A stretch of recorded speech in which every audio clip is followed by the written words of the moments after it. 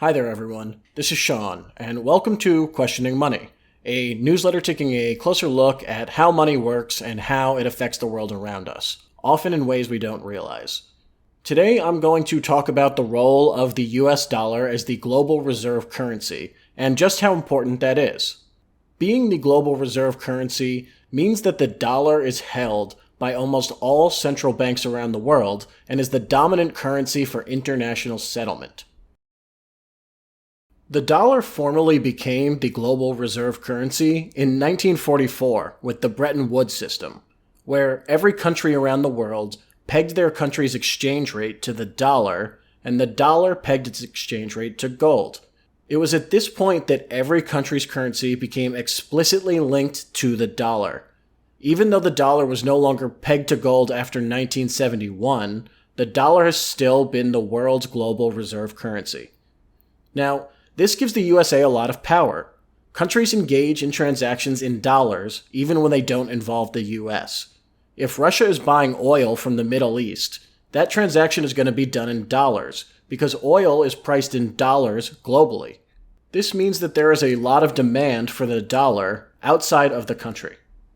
This is important because it means that the US is able to print more money without it affecting prices within the country as much as it would otherwise. For example, let's think of a country where the currency is not highly globally demanded, like Nicaragua. Not many countries around the world transact or hold the Nicaraguan currency, the Cordoba. If the central bank of Nicaragua printed a bunch of new dollars, for stimulus or any other reason, the money would stay within the country, and the price of goods would rise.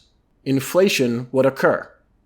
With the US, there's so much outside demand for the dollar from other countries that new money creation doesn't affect prices the same way. We don't have the same kind of inflation as so many countries because the dollars leave the system essentially. This gives us abilities with policy that no other countries have, at least to this degree. We can expand the money supply without having to suffer as many of the consequences. A lot of countries don't like this, however. Being the global reserve currency means that the US has a massive influence on international policy. What's good for the US is not always what's good for other countries. There are starting to be more and more calls from other countries about moving away from the dollar. If the dollar was going to be replaced as our global reserve currency now, what would replace it? It's true that there's really no other national currency that seems like a good fit. I see two likely possibilities. The first is that a brand new world currency could be created. This idea was even proposed by a UN panel in 2009, although it went nowhere at the time. In theory, this brand new currency could be jointly controlled by the entire United Nations, which would significantly reduce US power.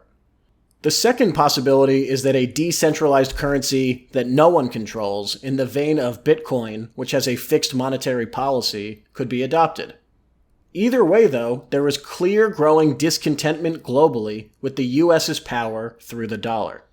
If the dollar ever did lose global reserve status, a lot would need to change within the US. We would not be capable of running the massive government deficits that we currently run, and money printing by the Federal Reserve would need to be heavily slowed. This is because global demand for the dollar would significantly fall if it was not the global reserve currency.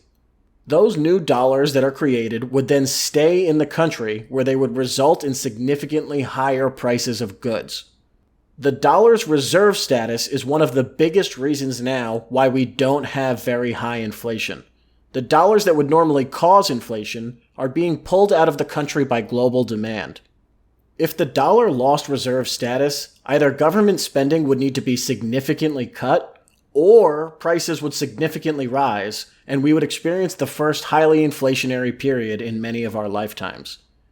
It would be a really uncomfortable time for a lot of us, with a lot of really hard decisions to make as a country.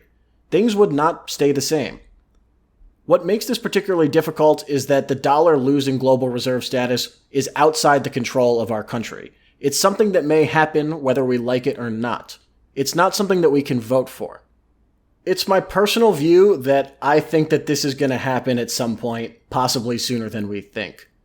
The dollar may not be replaced in the next decade or two as the global reserve currency, but I think we might be closer to the end of its reserve status than the beginning.